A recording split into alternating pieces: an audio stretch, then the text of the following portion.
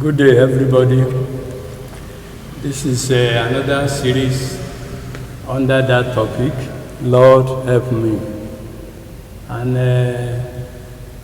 because I'm teaching this topic serially, I also want to assure anybody joining us for the first time that whenever I teach serially, I teach cumulatively.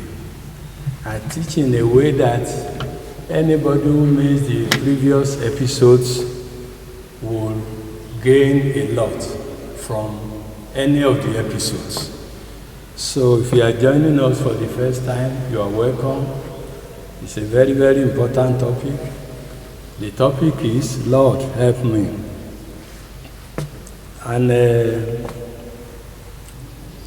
I already said in the last episode, and I'm repeating it, there are three categories of human beings. For the purpose of this ministration, I want to classify humanity into three. Those who are rejecting Christ up till now, I call them unbelievers. They don't believe in our faith. They don't believe in Jesus. That's category one. The second category, those who are Christians already. And the third category, supervisors of Christians. These are pastoral class. So the word, Lord, help me. Help me out of hell. I don't want to go to hell. That's a very important help, critical help. Help me to overcome earthly challenges. So that's another help. So help is in two categories. And who can help? The Lord. So I want to talk about unbelievers first, because they are the farthest to God. They are at a long distance to where God is. God came for all of us. Jesus came for all of us. He didn't come for believers alone. He didn't come for the ministers of God alone. He came for everybody. So I am putting unbelievers first in this teaching. And the teaching is, Lord, help me. How can somebody who has not known the Lord receive help? The person who has not known the Lord, I am teaching from practical experiences.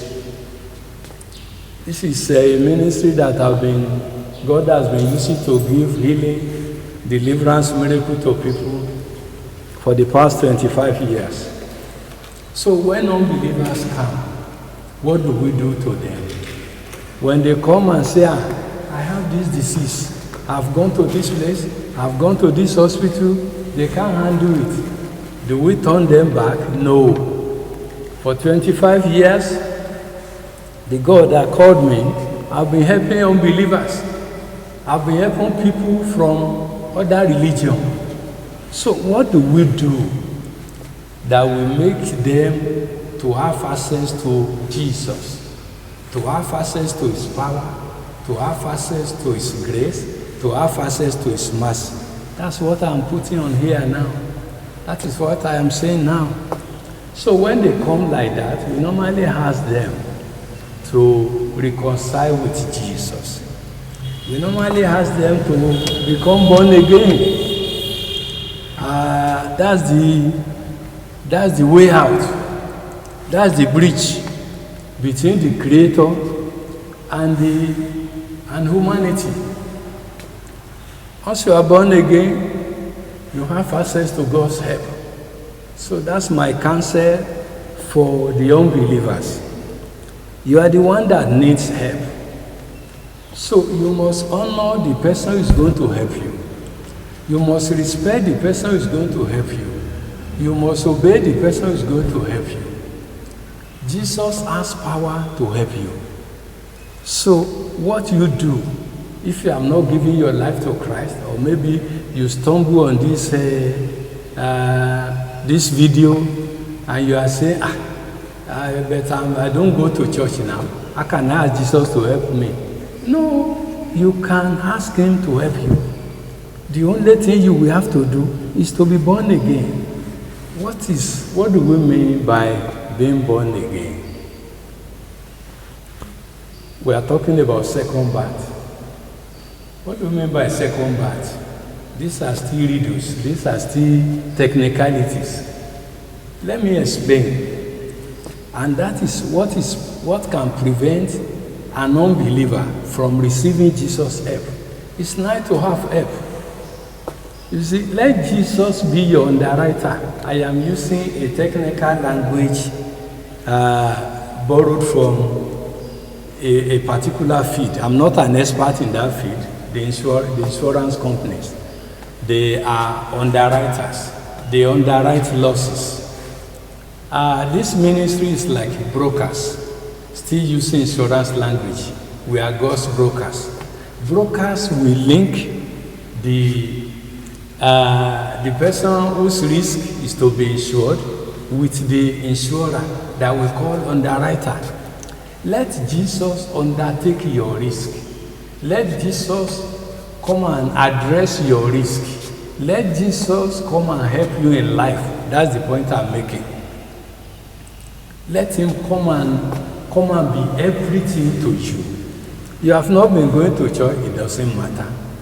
You don't want to hear the name Jesus before? No, just listen to me as I am addressing you. And by the end of today, if you do what I ask you to do, you will be fantastically in the hand of God that can help you. So let Jesus take over your challenges. Yes. In Luke chapter 5, there was a man. The name of the man was Peter. He fished all night, a professional fisherman, nothing from the ocean. And other fishermen too, they labored throughout the night. During the day, this God that called me, Jesus Christ, just came to the seaside and said, Peter, can you obey me? He didn't say that exactly, but that's what it meant. Can I use your boat? Peter said, why not? No fish there. I've been laboring no effort. And I know this man is a great preacher. Let him use my boat. So after Jesus used the boat, Jesus said, now, I know you have labored all night. No fish. Try it again at my command. Peter started complaining. He said, sir, I am an expert in this business. Since yesterday, I've been here, no fish. But at your word, because you have spoken, and I know you to be somebody God has sent. So I will throw the net into the ocean again. And from wherever they came from, fish got into the net. Let Jesus fish for you good things in the ocean of life. Don't run your life alone. This Jesus is powerful. Through this ministry, he has raised the dead, opened the eye of blind, deaf have heard, dumb have spoken, lame have walked. Through this ministry, my ministry in your hand. That's what he called the ministry. It's the owner of the ministry, but it is in my hand. And this hand also have associates and workers working with me. Like Elisha had sons of prophet, like Elijah had a team, like Peter had a team. So let us come into your battle. No matter how unbelieving you are, no matter your distance from Christianity, no matter your distance from Jesus Christ, this series of teaching will help you. Like I said, I'm used to that. People don't know the way to church at all. People don't want to hear Jesus at all. When they are strangulated in life, when they are cornered in life, they secretly come to us for help. They will say, I've been there, I've done this, I saw you on television, I heard you on radio, I have come for help. And we won't turn them back. Jesus will never turn anybody back. So like I was saying, what is preventing the unbeliever from receiving God's help is sin. And when we say being born again, we are addressing sin. When we say new birth, second birth, we are addressing sin. So let me explain what is meant by second birth or being born again. In Genesis chapter 2, God made man. Genesis 2:7. What he will later use to make woman was already available in Genesis 2:7. Because in Genesis 2:7, man has been formed with the bone. It was one of the ribs that he used later in Genesis 2:18, verses 21 to 22, to fashion a woman. So humanity was already made in Genesis 2:7. Later, a woman had to be made from what he already made in Genesis 2:7. And he made us perfect. Genesis 2:7. This is redemption story. This is when anybody say be born again, this is the background information. And I want you to listen to me very well. After we have been made, devil, the enemy of man, say, hey, I see the glory I lost. You want to give it to humanity, not in my presence. So Genesis chapter 3, the following chapter, devil moved to tamper with the destiny of man. He made man to fall. He made woman to fall. And Romans 3:23 says, all are falling short of the glory of God. Which means, as at Genesis chapter 3, we all fell from the glory of God. Why? We were not alive then. It was the sin of Adam and Eve. So why are they extending it to us? Let me tell you. As at the time Adam and Eve sinned, there were only two people on the whole earth. So the population of the world was two, only two. But there were more than two. The egg, the seed that will become you and myself, was already inside them, was already in them. They were carrying what we call sperm for man and what we call ovum for woman. Both are seed that will germinate to humanity. So we were in the loins of Adam. So as he sinned, we sinned with him. It will have been a different story if some children have escaped the sin. Assuming Adam and Eve have given birth to children, but they have not given birth to children.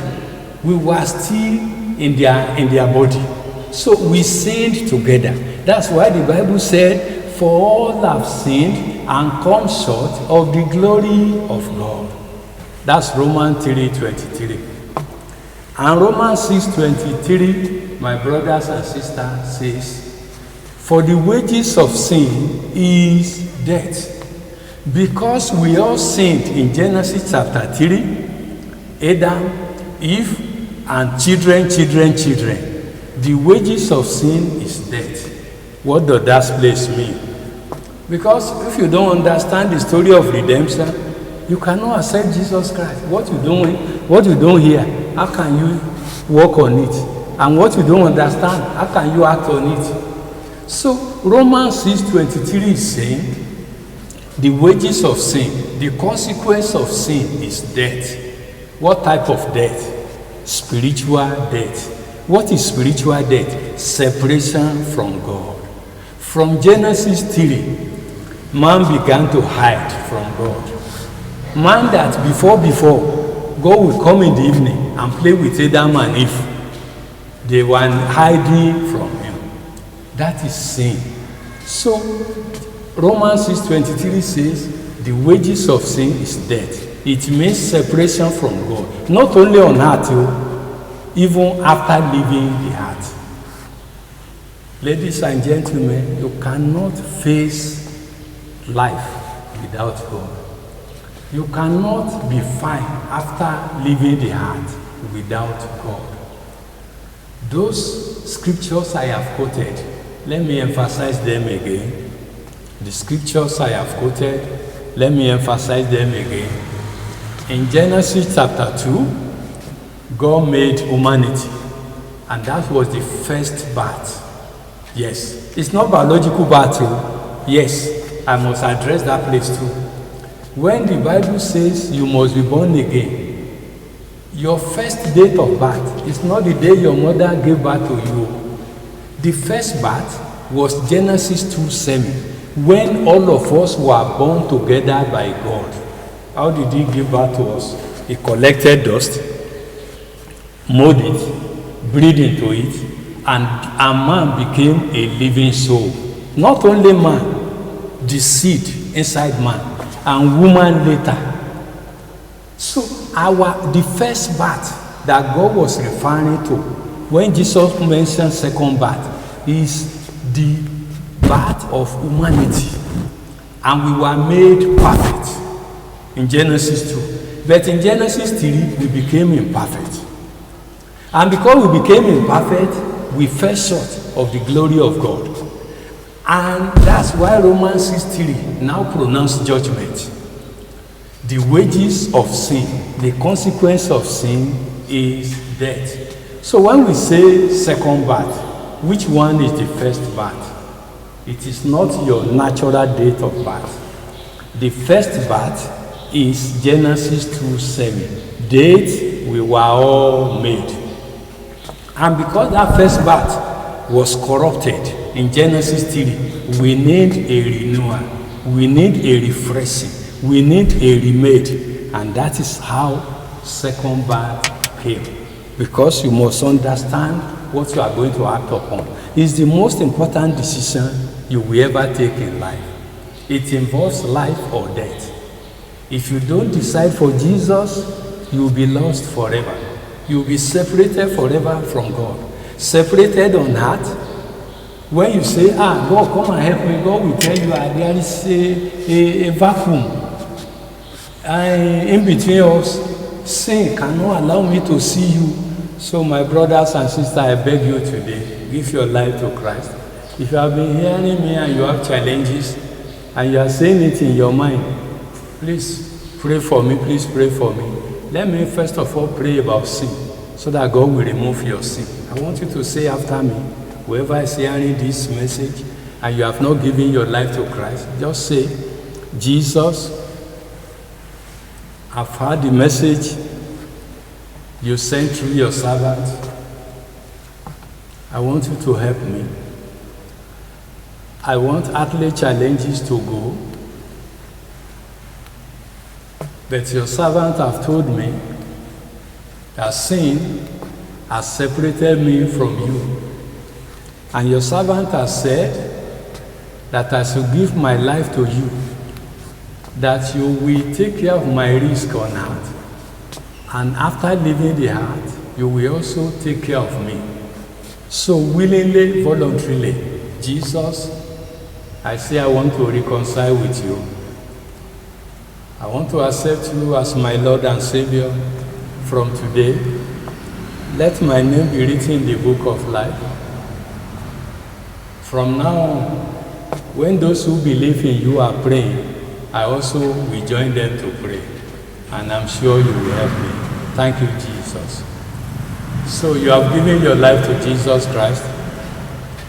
From now on, things will change. So the topic we have been treating is Lord, help me. By the special grace of God, you will receive help in that area. Wherever you need help, God will supply. So from now on, look at Jesus. So I've addressed the case of those who have not believed in Jesus Christ, but I've not finished addressing them. I will still say certain things that will help even believers on second birth. But with that prayer, because I don't want us to miss the opportunity we have, that's why I've led you in salvation prayer. I still have some teaching on that, which I will take in the next episode. So God bless you. Meet me in the next episode. Wait for our usual information about the ministry. God bless you. It's a mighty God. Jesus Clinic? Jesus Clinic. Jesus Clinic is a spiritual warfare center helping the hopeless. Jesus Christ, the great physician, is still healing the sick and the afflicted. Are you undergoing any kind of affliction or nursing a disease in your body? Come to Jesus Clinic along Bembo Road, Apata, Ibadan. Prayer from the clinic over the years have delivered many from oppressions, untimely death, and has terminated many agonies, pains, anxiety arising from diseases. With Jesus, no disease is incurable and no unpleasant situation is irreversible. At Jesus Clinic, our main focus is praying for the sick and the afflicted through the message and the power of the cross. Jesus Clinic opens on Saturday from 10:30 a.m. to 6:30 p.m. The sick and the afflicted can also come to Jesus Clinic, situated along Bembo Road, Apata, Ibadan, Sundays at 10 a.m. for ministration. You can call these numbers for prayers and counseling: 0803 437 5990 or 0805 7064 774. Come to Jesus Clinic today and those diseases will give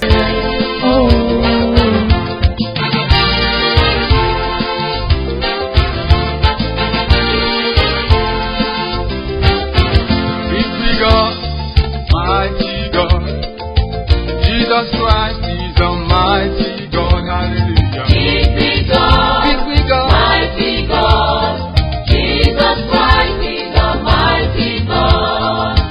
Big God, Jehovah Nissi, Jesus Christ is Almighty God, hallelujah. Big God, Everybody say,